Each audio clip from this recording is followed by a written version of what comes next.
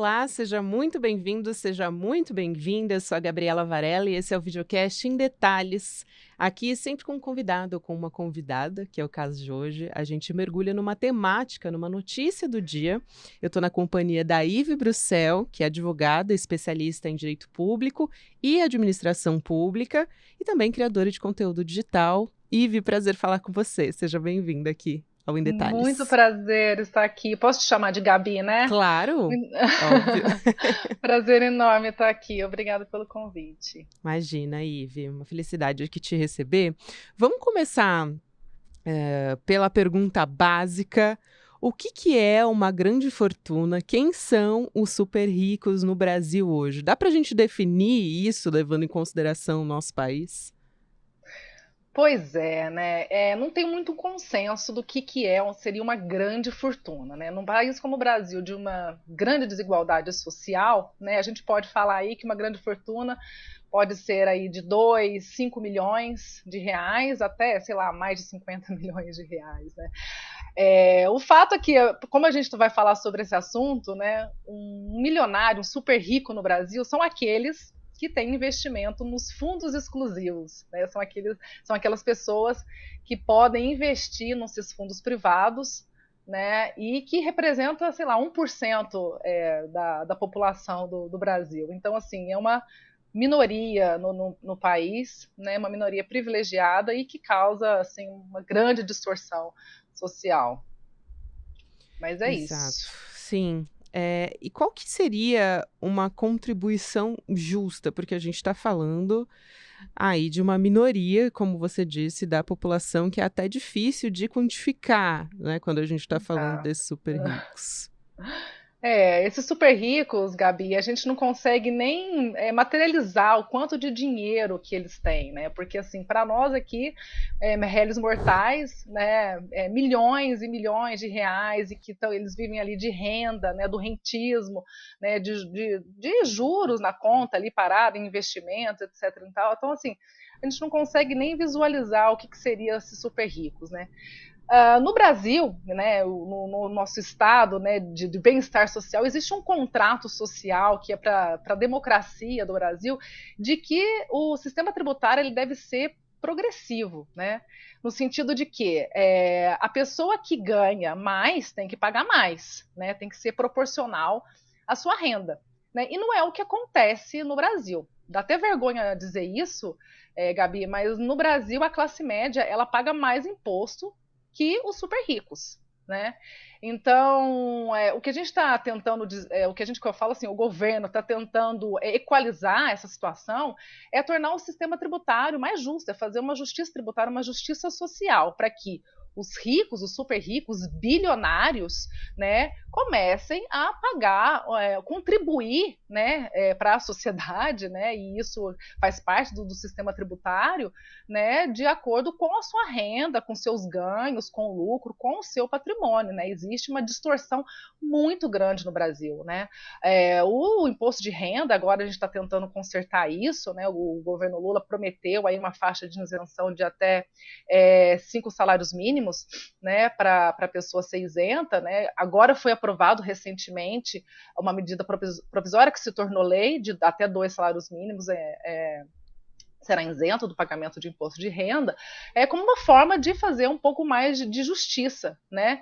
E a gente precisa recuperar esses mais de 30 anos, né, de que esses milionários, né, estão se aproveitando do dinheiro que emprestam ao Estado sem contribuir, sem pagar um tributo, porque eu acho que é lógico, né, de que o Estado depende da receita, né? E essa crise fiscal que nós estamos vivendo no país há muitos anos já, né? Eu acho importante a gente frisar que não é uma crise de gasto, né? Eu acho que a crise de fiscal no país é sobretudo uma falta, né, na arrecadação, né, na receita, né, de taxar esses super ricos. Então é uma crise de receita, não uma crise de gasto, porque a gente já cortou tudo quanto é coisa, né? Já fizemos muitas reformas, fala-se muito em cortar gasto, cortar gasto, cortar gasto, mas isso é importante frisar que isso causa uma crise social. Então a gente precisa chegar num consenso e equalizar o que a gente precisa tributar, serão as fontes de receita, o que a gente precisa cortar de fato, né? Eu acho que a gente já está no limite de corte aí, né? Talvez a gente tenha que falar sobre uma reforma administrativa, mas não essa que está sendo proposta, mas esse é um tema para outro dia, né? Sem causar uma crise social, né? E fazendo com que o sistema tributário, a arrecadação, né, a tributação seja mais justa. Eu acho que isso faz parte do bom senso, assim, né? E a proposta do governo, só estendendo mais um pouquinho, ela não é nada bolchevique, não é nada comunista, não é nada revolucionário. É apenas aplicar as mesmas regras que já são aplicadas aos fundos de investimento da classe média para os fundos de investimento desses milionários. Né? Então não É o tem básico, nada né, é o Ive? básico. Eu acho que isso deveria, né, não ser nem ser motivo de indignação, né, e nem ser motivo de crise, de choradeira, como está acontecendo. Né? E aí eu queria te fazer uma pergunta importante, porque muita gente, eu vou recorrer inclusive aos memes, enfim, à internet, porque muita gente passou a ficar preocupada. Ah, porque vai taxar os super ricos e os empresários, né? Isso, a gente não tá falando de pessoas que têm uma casa, que têm um carro legal, a gente tá falando de pessoas muito ricas. Eu acho que é importante dizer isso, porque o que que define uma pessoa rica? A gente tá falando de super ricos, né? Mas é uma pessoa que é rica a partir da renda ou do patrimônio? O que que Então, difere de um empresário, né? pois é, aqui no Brasil, eu acho que quem fala muito sobre isso, inclusive é o Gessé Souza, né, no seu clássico, que é a Elite do Atraso, ele fala sobre isso. Ele fala assim que por a gente ter essa história de escravidão, né, essa cultura, então a classe média ela se acha muito mais próxima dos super ricos do que da classe popular, das classes populares, né?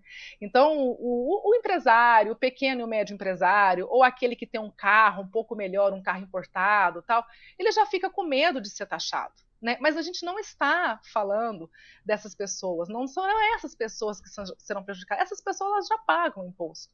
Né, elas já são tributadas, pode ser que não seja de uma forma justa ou não, né, é o que está a discussão aí da alíquota do imposto de renda, etc e tal, mas o que a gente está falando aqui, o que está sendo discutido, o que o governo quer discutir são os milionários, o que tem, assim, bilhões, né, só para ter uma ideia, Gabi, os fundos exclusivos, né, que é o tema da medida provisória, que já Ai, está boa, já valendo, explica o que né? são os fundos exclusivos, por favor. Então, os fundos exclusivos, que são esses fundos privados, eles acumulam 750, vou arredondar, mas 750 bilhões de reais. Né? Então, assim, é muito dinheiro. Imagina o que eles percebem do ganho dessa renda, né, do que está aplicado ali em renda fixa, em renda variável, né, que são em ações ou em títulos do governo.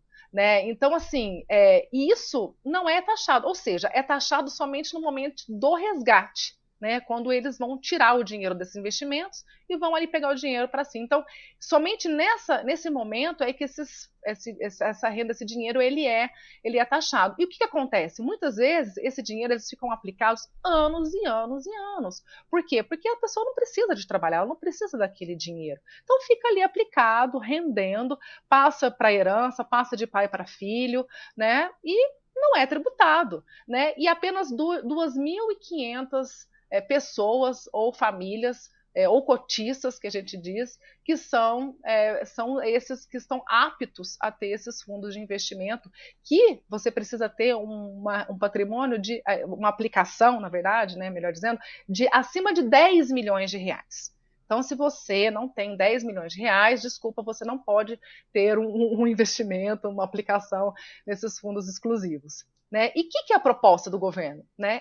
É o que a gente chama de come-cotas. É o que já é feito para investimentos da classe média, que investimentos em renda fixa, em títulos do tesouro, etc. e tal, né, que é o quê?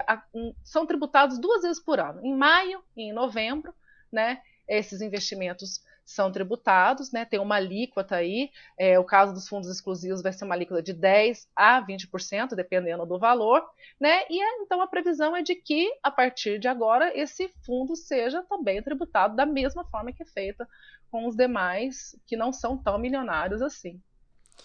E eu ia te perguntar justamente quais são as isenções que esses fundos exclusivos têm, que permitem acelerar o acúmulo de riqueza, né? Como você disse, essas pessoas não precisam mexer nesses valores, né? Elas podem deixar ali e depois, além de ser um volume de recursos muito grandes, também um volume muito grande, também é um baixo número de cotistas, né?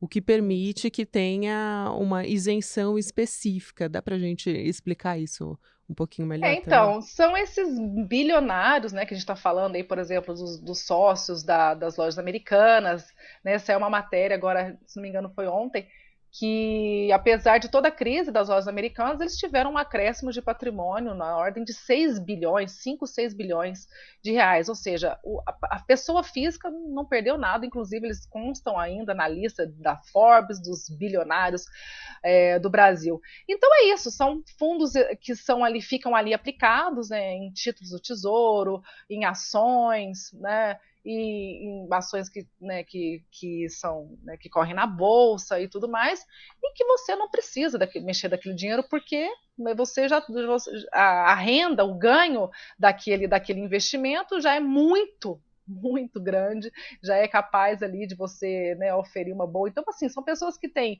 ilhas particulares, casas, apartamentos, imóveis no exterior, né? A gente não consegue nem mensurar quais são esses bilionários. Não convive, a gente não anda no mesmo elevador que essas pessoas, a gente não frequenta os mesmos restaurantes que elas, né? Então, assim, defender a não taxação dessas pessoas é surreal, assim. E o que eu estou vendo, que foi um artigo, né, que rodou bastante esse fim de semana, do João Camargo, né, que é um acionista, né, um sócio-diretor, não sei, da CNN, inclusive. Né, Ele é um dos presidentes da CNN Brasil. Pois é, então, E do esses. Esfera também, né? Pois é. Então, são essas pessoas que estão, né, defendendo, porque eles querem manter o seu patrimônio, os seus privilégios, né? Eles se acham meritórios, ele acha que ele tem direito daquilo. Então, e geralmente, Gabi, vamos falar bem a verdade aqui, não são nem pessoas que abriram empresa e ficaram ricos, não. Muitas vezes é de herança, né? Já nasceram em berço esplêndido, já nasceram em berço de ouro, já vêm de famílias ricas, né? Então, assim, não sabe nem o que é trabalhar, não sabe nem o que é bater ponto, não sabe o que é acordar às 8 horas da manhã, não sabe o que é pegar um trânsito para ir. Então, assim, se um dia fechar a empresa que ele diz que trabalha, não vai fazer diferença nenhuma para essa turma, né? Então, defender. E eu acho, assim, surreal a grande imprensa do nosso país, que é o grande partido, né, da classe, da elite financeira do Brasil, né, que é a grande imprensa, dá palco para esse tipo de gente, né? E eu vou explicar por quê. Porque muitos desses jornais, essa imprensa, também tem dívidas com bancos ou também tem investimentos em bancos, né? E são muitas vezes patrocinadas por esses bancos, então por isso que ficam aí defendendo aí, dando voz para essa choradeira que está acontecendo, assim, que é constrangedor, né? E assim, é de uma fraude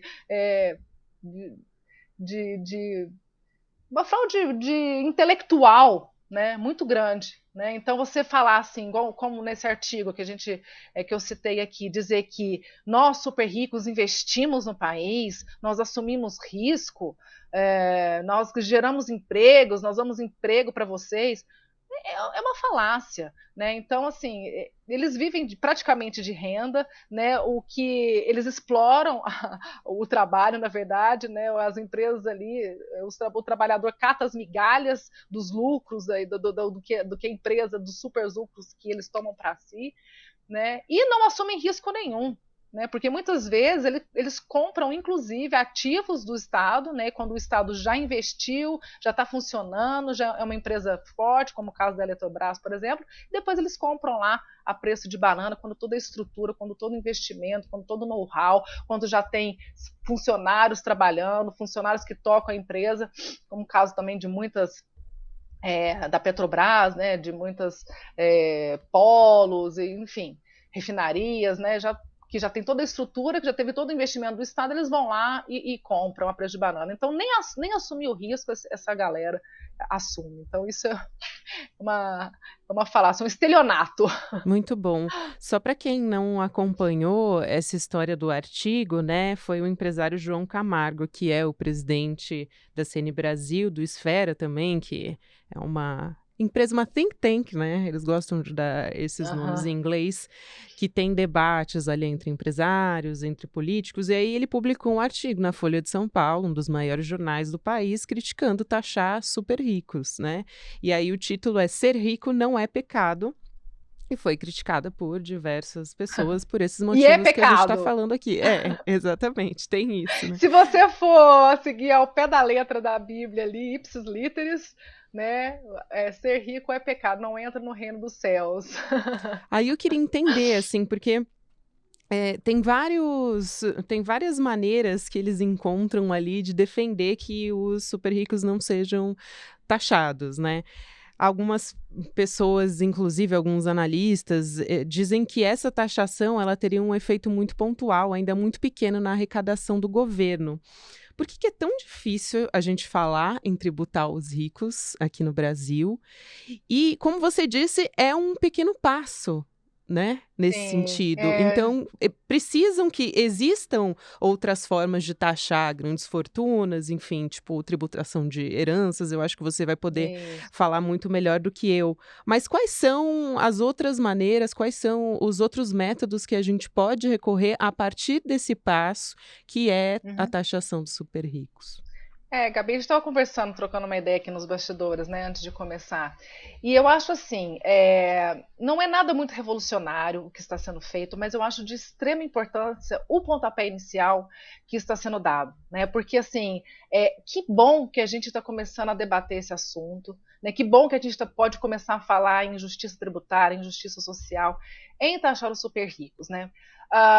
O governo, ele pretende, com essa taxação das offshores também, que são fundos de investimento no exterior, geralmente em paraísos fiscais, e também dos fundos exclusivos, arrecadar em torno aí de 40 bilhões, 40 milhões, agora não me fugi. Deixa eu dar uma olhada aqui. Eu acho que é 40 milhões, mas depois você confirma para mim. Até 2026, 40 mil. Até 2026. Né? Não é assim, vai salvar o país, né? Nossa, mas eu acho que se a gente começar, por exemplo, o imposto de renda, né, que o projeto de lei vai ser encaminhado para possivelmente o ano que vem, se a gente começar a debater a taxação de lucros e dividendos, né, que em 2021 a distribuição de dividendos foi de 555 bilhões de reais, B de bola, como diz o André Roncalha, com B de bola, e não é taxado, tem zero de taxação. Né? Se a gente começar a falar sobre a maior tributação do imposto de causa-mortes, né, e doação, que é o imposto de transmissão de herança, né, que hoje fica a cargo do Estado receber, né, de competência do Estado.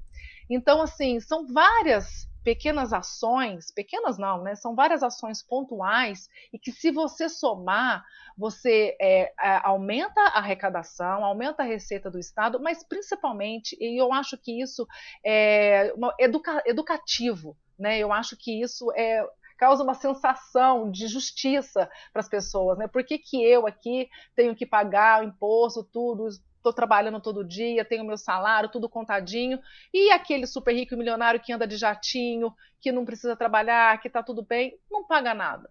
Né? Então, assim, é uma questão de justiça mesmo. Deixa eu só confirmar aqui o número, né? O governo está esperando conseguir 24 bilhões de reais entre 2023 e 2026. que seria uma Isso, parte de fundos um esforço, exclusivos. né, de É, aumento da arrecadação, quando a gente está falando dessa MP para taxar os fundos dos super é. ricos. Quando eu falo, então é 40 bi, né? Quando eu falei 40 bi é porque tem a taxação das offshores também, que é um outro projeto de lei. A gente não falou sobre isso ainda, não sei se você quer Isso, só não, dar acho uma uma pincelada. boa mesmo, porque o governo É, federal já encaminhou, né, para a Câmara dos isso, Deputados é, esse projeto de lei que altera a tributação dos ativos financeiros no exterior, que são de pessoas físicas que moram aqui no Brasil, né? E aí esses exato. recursos são aplicados justamente por meio de empresas ou os fundos conhecidos como as offshores, né? Que é isso que você está falando, Isso, que é. normalmente estão em paraísos fiscais. Exato. Teve uma tentativa do governo colocar junto a taxação de offshore com a medida provisória do salário mínimo, né, que teve um aumento, o reajuste, né, real acima do salário mínimo e também com a isenção do imposto de renda, mas não colou. O Lira falou: epa, peraí, isso aqui não.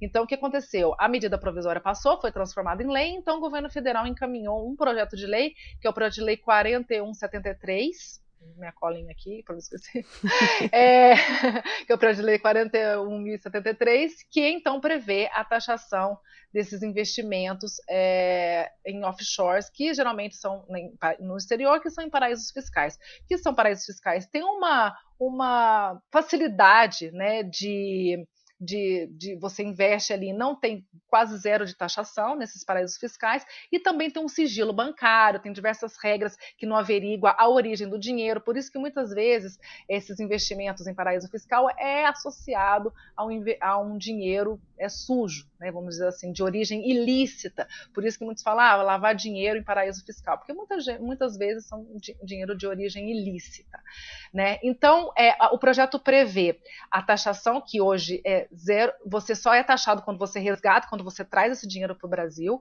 né? E agora prevê uma taxação, então vai ser anual. Então, assim, até o ganho, né? Então é o ganho, não tudo que está investido, mas o ganho de até R$ 6.000, ele vai ser isento, a alíquota zero. De 6 a 50 mil desse ganho, ele vai ser tributado em 15% a alíquota do imposto de renda, e acima de R$ 50.000, então vai ser uma alíquota de 22,5%, né? E qual que é a briga aí que está tendo com Arthur Lira, né, e com todas essas forças de pressão, né, que existem no Congresso? Sobre a variação cambial, né? Então, assim, só para dar um exemplo para vocês, né, como diz o nosso querido Eduardo Moreira aqui, o Paulo Guedes, ele tem 10 milhões de dólares em paraíso fiscal, né? Quando ele assumiu no Ministério da Economia, então o dólar estava mais ou menos a R$ 3,56. Então ele tinha esse dinheiro investido em paraíso fiscal, em offshore, o dólar estava a R$ 3,56. Quando ele saiu, o dólar estava R$ 5,15, né? Então ele teve um ganho de capital aí, né? Essa variação cambial gerou um ganho para ele de quase 40%. Então, o que está sendo debatido, e parece-me que o governo já aceitou essa queda de braço, para que esse ganho, essa variação, ela seja isenta de tributação. Né? Então, o Arthur Lira já manifestou expressamente de que só vai dar andamento no projeto se isso for isento, né? Porque isso não existe, de taxar essa variação cambial, né? E está havendo uma pressão também de diretores de bancos, etc. e tal, com reuniões em Brasília, para que isso seja feito dessa forma, para que o projeto ande, porque se não for dessa forma, o projeto não vai ficar parado, né? Então, me parece que o governo, a Fazenda, então, se adiantou, né, e trouxe 3 inovações aí, 3 ajustes, né, para que acomode as expectativas aí com relação a essa variação cambial. Então, por exemplo, como eu dei o exemplo então do Paulo Guedes, essa variação ela ficaria isenta, né? Ou, por exemplo, você é tributado, vou dar um exemplo prático. Em 2023, estava ali, o dólar estava, o real custava a R$ 5, né? Então você é tributado a R$ 5. Em 2024, quando você decide distribuir esse lucro, houve uma variação, então está a R$ 6. Essa variação então, portanto, ela fica isenta de taxação, né, quando você vai Uhum. distribuir esse ganho. Né? E também uma outra questão com relação à variação é a compensação de perdas e ganhos. Então, por exemplo, você tem no fundo exclusivo aí, você tem várias opções de investimento. Você pode investir em renda fixa, em renda variável, em ações, etc. E tal. Se você tem ganho de um lado no investimento e perdeu de outro, né, você vai compensar, você vai, então, o que vai ser tributado vai ser o ganho líquido com daquele investimento. Certo? E um outro acordo que foi feito, então, para que o projeto comece a andar, eu posso, todo ano, eu posso, porque quando você tem que fazer uma declaração dos ativos que compõem ali os seus investimentos, né? Tem que fazer um balanço. Então, você pode optar, então, para que eu seja tributado na pessoa física. Por exemplo, quando eu adquiri uma ação no valor aí em 2023, no valor de US$ 10, por exemplo, né? Só para ficar fácil de entender. E em 2024 ela teve uma valorização e hoje está custando aí, de acordo com o preço do mercado, US$ 15, por exemplo, eu posso então optar para que eu declare que eu tenho um volume de ações, que eu adquiri esse volume de ações a US$ 10, eu pago o tributo sobre isso e eu então não sou taxado nessa variação, né? Porque o que eles alegam? Que como eu não vendi essas ações, eu não tive um ganho sobre elas. É só uma mera expectativa.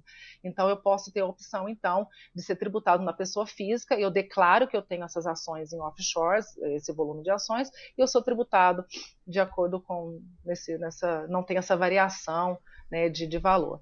Então, é isso que está em debate, ou que está colocado na mesa. Me parece que eu acho que vai ter andamento, né? Eu acho que isso nunca foi debatido até então, Gabi. Eu acho que muita gente achava que, não vou nem falar sobre isso porque não vai passar. Não vou nem colocar esse projeto porque não vai dar andamento. Para ser justo aqui, o Temer e o Bolsonaro, o Paulo Guedes, tentaram Sim. taxar os super ricos, né? Mas eu acho que não teve muito esforço, assim, não, né? Eles já começaram cansados, eu acho assim. Não Não é. teve um empenho na época, E né? tem uma resistência muito grande do Congresso, né? Eu quero trazer Tem, essa questão política aqui, porque existe um trabalho muito forte de lobby para que esses poderosos, enfim, de desoneração no Congresso Nacional, né? Isso é importante, porque o rico foge da tributação e sim. empresta para o Estado. Então, ele não pede E, dinheiro, ainda tem de volta com juros uma parte, e isso continua contribuindo para a desigualdade. Agora, o presidente da Câmara, por exemplo, Arthur Lira, já foi contra a taxação dos super ricos. Por que o Congresso e como fazer, né, para que o Congresso não se coloque contra projetos que podem beneficiar a população? Porque isso é muito difícil, né? Como é que o governo é, federal compra essa briga se precisa da colaboração do Congresso Nacional para aprovar as propostas também, né? Como impedir que esses parlamentares e esses poderosos que fazem o lobby com os parlamentares atuem para obstruir o avanço dessas propostas? E acho que a então. pergunta é de É, US$ 1 milhão, né? É difícil Nora, pra essa caramba. pergunta, essa pergunta é super difícil, mas assim, eu acho que tudo tem um contexto, né, do que a gente está vivendo, um momento histórico e tudo mais, né? Então, assim, eu acho que já não dá mais para não falar sobre esse assunto. Inclusive, isso era uma pauta eleitoral do Lula. Ele falava antes que ele vai colocar o pobre no orçamento e o rico no imposto de renda. Né? Então, assim, ele já vinha falando isso, ele foi eleito com esse discurso, né? E eu acho que o arcabouço fiscal também, ele precisa ajustar receita e despesa, né? Agora, com o projeto de lei orçamentária, o Haddad cisma no assunto de déficit zero em 2024, né? Um ajuste duríssimo. Enfim, o que eu disse anteriormente, a crise fiscal, na minha visão, é uma crise de receita, né? O que precisa ser arrecadado. Então, assim, não dá mais para não falar sobre esse assunto. Né? E eu acho que junta eu acho que junta que o Lula está tendo uma boa aprovação, né? Saiu agora uma pesquisa recente, não sei se é a Datafolha, que o Lula está com uma aprovação de 60%. Esse é o Né? As momento, pessoas. então, né? Eu acho que esse é o momento, porque vai ficar muito ruim para o Lira e para o Congresso e para os deputados ser contra esse projeto. de maior justiça tributária, de maior justiça social. Né? Eu acho que vai ficar caro, né? Um custo político muito alto para o Arthur Lira. E eu acho que ele está sentindo isso. Né? Então, eu acho que esse é o momento da gente debater a crise fiscal no país, debater, inclusive, isso que você falou, né? Os super ricos, eles se isentam de pagar imposto, então assim, a gente deixa de receber, né, deixa de contribuir, né, de forma, né, como todo mundo, como todos os mortais contribuem, né, emprestam dinheiro ao Estado na medida em que investem, né, compra títulos do Tesouro, títulos da dívida pública, etc. e tal, e se beneficiam dos altos juros, né, porque o dinheiro ali fica rendendo um juro da taxa Selic a 13%, né? Esses investimentos rendem na média 10%, 6%, dependendo do investimento. Então, assim, eles não pagam tributo, né? Se isentam de contribuir, emprestam dinheiro para o Estado e lucram com juros absurdos. E o Estado fica com uma dívida pública estratosférica que só aumenta com esses juros altos que eles se beneficiam, né? Então, isso não é corrupção? Isso, para mim, é uma forma de corrupção também, de corromper a democracia, de corromper o Estado. Né? Então, acho que já passou do momento da gente começar a debater esse assunto. Eu acho que a hora é essa, eu acho que as pessoas estão se conscientizando. O Lira sabe disso, sabe da pressão que está sendo exercida, sabe que isso é uma pauta do governo, né? O Lula sempre vem falando. E, assim, o regime atual de taxação, né, do Brasil, faria, sim, von Mises, né, cantar a Internacional Socialista envergonhado e indignado, porque assim, o que a gente vê hoje é um completo absurdo, Gabi. Então eu estou confiante de que eu acho que a gente vai ter um avanço, sim. Né? Como eu disse, não é a solução dos problemas, mas é um pontapé inicial, assim, essencial. Aí a gente vai passar, né, de impostos, talvez, que tenham ainda uma capacidade de arrecadação baixa para tributos que realmente melhoram a atividade econômica, para que consigam equalizar a desigualdade social, né, para que a gente tenha realmente uma melhora da situação, um resultado mais efetivo para diminuir a desigualdade brasileira, né, Ive? Quero te agradecer muito aqui pela nossa conversa, foi um prazer conversar com você, passou tão rápido, foi ótimo. Era tudo mesmo, tomara que eu tenha atendido as expectativas, Com né? certeza. Eu tenho lido muito sobre isso, eu acho que é um tema muito importante de ser debatido. Muito obrigada pelo trabalho, por você trazer esse tema, né? Eu acho importantíssimo, a audiência de vocês é espetacular. E vocês prestam um trabalho assim, essencial para a nossa democracia. Muito obrigada, Ive. Seja sempre muito bem-vinda. Já fica o convite aqui para você participar de novo, assim que possível. Um beijo grande. Sim, só chamar. Um beijão. Tchau, tchau. Obrigada. Bom, o videocast em detalhes fica por aqui. O próximo episódio vai ao ar às 10h30 da manhã, ao vivo no YouTube, por onde você acompanha a programação, toda a programação do ICL Notícias, nos canais Eduardo Moreira e do Instituto Conhecimento Liberta, de segunda a sexta-feira. E você também pode acompanhar o Em Detalhes no formato podcast, lembrando, em todas as plataformas de áudio. Para quem acompanha essa transmissão agora, ao vivo no YouTube, você fica agora com o videocast Mercado e Investimentos, com o André Campedelli e a Débora Maganha, e às 6h da noite também, com o ICL Notícias segunda edição, comigo, Chico Pinheiro e Chico Sá. Até mais. Estamos em guerra pela independência. Eles atacam, tentam nos intimidar, usam as estruturas de poder para distorcer a realidade. Mas não vão nos calar. A gente não se curva, a gente vai à luta. Em um sistema viciado em meias-verdades, nós somos a resistência, nós queremos a verdade. Por isto, levantamos a bandeira da independência. Independência para fazer um jornalismo corajoso, para colocar o dedo na ferida, para denunciar os abusos e as injustiças. Somos independentes dos donos do capital, dos poderosos e das grandes corporações. Aqui é publicidade zero. Só assim honraremos o nosso compromisso com a denúncia. Com a liberdade total de opinião. Essa guerra não é fácil, é cruel, mas com seu apoio e luta, seremos cada vez mais fortes. Junte-se à nossa causa. Junte-se à nossa causa. Junte-se à nossa causa. Fortaleça o jornalismo verdadeiramente independente. Sendo membro do ICL.